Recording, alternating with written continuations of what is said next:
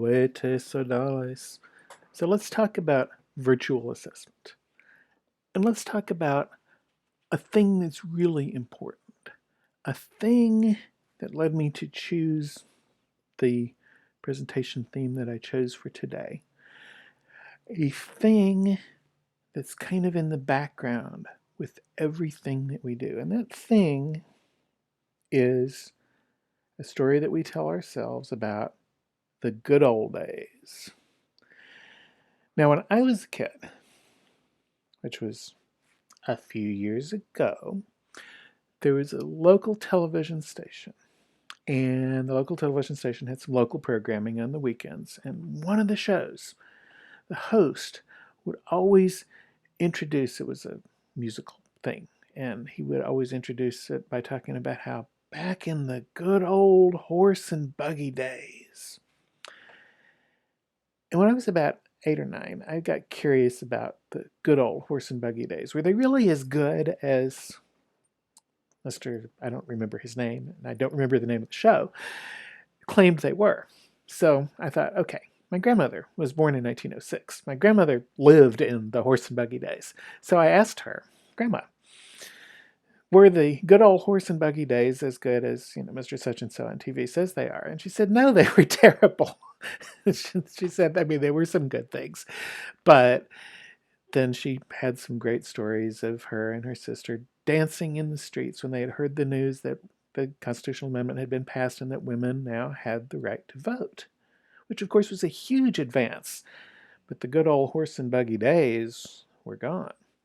Depending on how you feel about the good old days and whether they were really good or not, these pictures may give you some really different kinds of feelings. If you're a child who loved trains, you're probably enjoying the picture of the train. If you're a person who likes swimming in lakes, you probably like that picture. The little boy, he just intrigues me. I want to know what he did right before and right after that picture. So I kept him on the next slide. And I kept him because he reminded me of a story that I heard from my colleague Barbara when I was a brand new teacher. And I love Barbara. Everybody loved Barbara. She was a wonderful person. She was a wonderful teacher. She loved kids.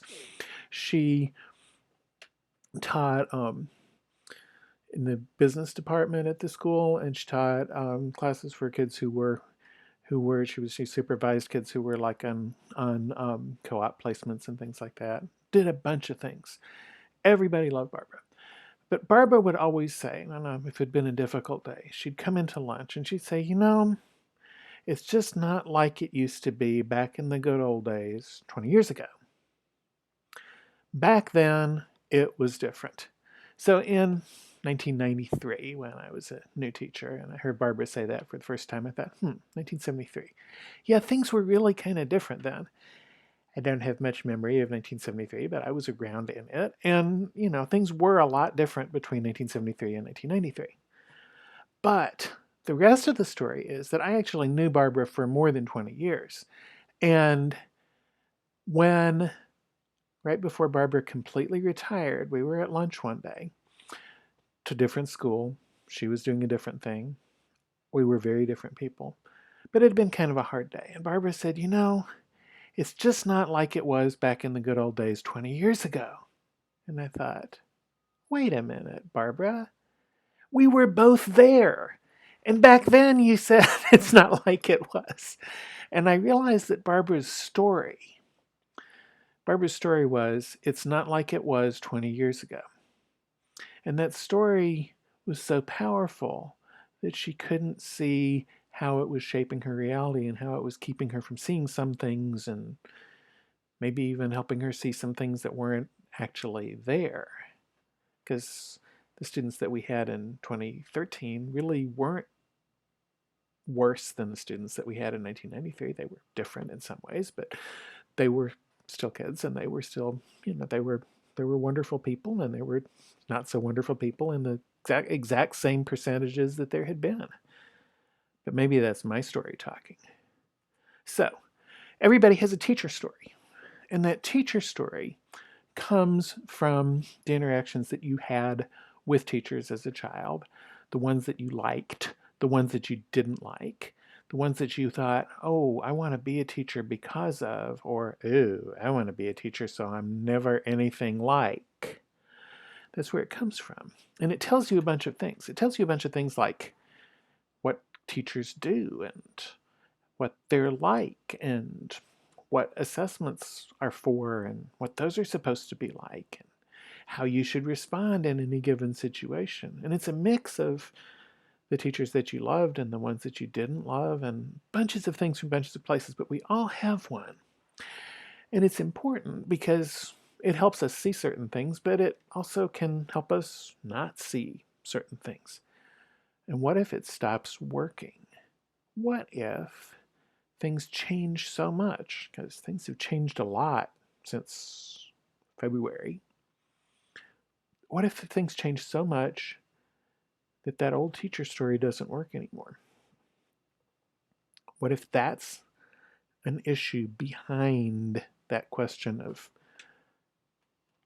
virtual assessment and virtual planning and virtual engagement and all the other things? So I wanted to leave you guys with this picture because this picture makes me want to take a deep dive into that pool.